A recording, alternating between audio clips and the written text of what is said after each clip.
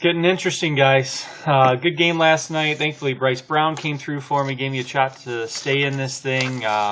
Kid looked amazing. Needs to learn to hang on to the ball, but boy, if he has a week like this next week too, really going to help my team. Frankly, almost rather have him at this point than Shady McCoy, who hadn't been doing a lot for me. So hopefully, Shady's concussion still lasts into next week, and Bryce Brown can figure out how to keep the ball in his hands, and I might be okay. But I spent some time looking at who's in, who's out of the playoffs, and there's still a ton of teams in play. Next week is going to be really interesting.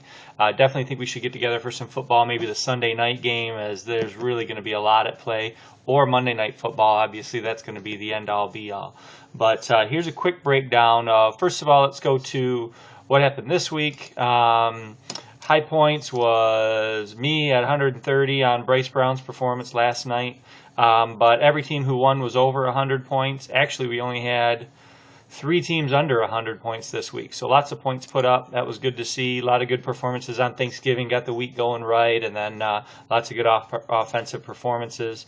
Number of players over 30 points, including RG3, Cam Newton, Tom Brady, Tony Romo. So quarterbacks doing what they're supposed to do, putting up big numbers. Also a couple big running back performances and some big defensive performance. Unfortunately, the Patriots D almost got me, man. That was scary to watch on Thanksgiving evening. I never thought I'd overcome it, but I figured out a way to do it. So let's go ahead now and look at the playoff standings. We got 5 teams with 7 wins. That's me, Brent, Tom, Brian, and John Crosby. If any of these teams win, you're in. Because of the matchups, there's going to be 3 8-win teams most likely. So that leaves a number of guys scraping for that last playoff spot with 7 wins.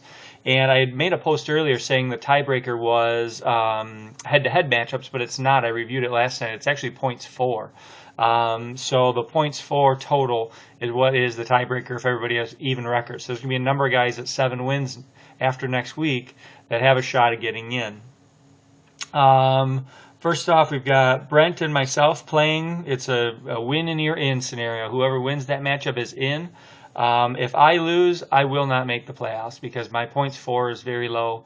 Brent could potentially win if he puts up a lot of points and still be in a position, or lose and still be in a position to maybe make it because of the points for.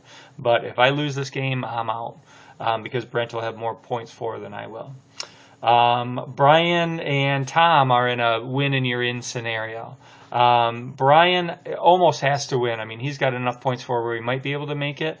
But I think Tom is definitely in the best shape. He's got 1,162 points, which is among the highest in the league. Actually, second only to Greg.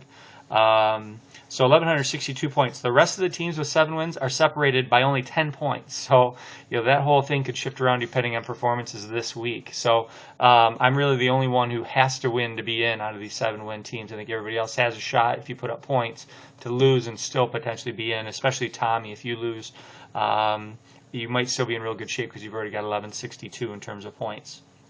The John Crosby, the other 7-win team, is playing against Terry to get to his 8th win. Terry, we need you to play spoiler, buddy. You got to be in there. We don't want it to be figured out that quickly. You need to make it interesting. Keep John at 7 wins. So put in some work this week, buddy. If you see this video, please put in some work. Figure out your lineup. Do what you got to do. See what you can do to play spoiler against John Crosby.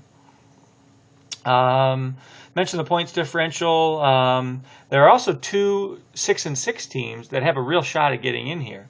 Aryan Nation and Scott Mayo are both at 6-6. Let's see. Scott Mayo is playing against JD, and Aryan Nation is playing against Matt Bremeyer, who both put up pretty good points. So this isn't a gimme by any means. But if either Scott or Greg get to 7 wins, there's a real good chance that they're in. Greg has the most points in the league at 1,242, so he's got a lot more points than anybody else. If he can get to 7 wins, he's in real good position. Scott has the 3rd most points at 1,151, so if he can get his win, I mean, you could have 5 guys scraping for that last playoff spot, and it's going to come down to points for. So really neat to see the parity in the league this year. Everybody's extremely close in total points and record.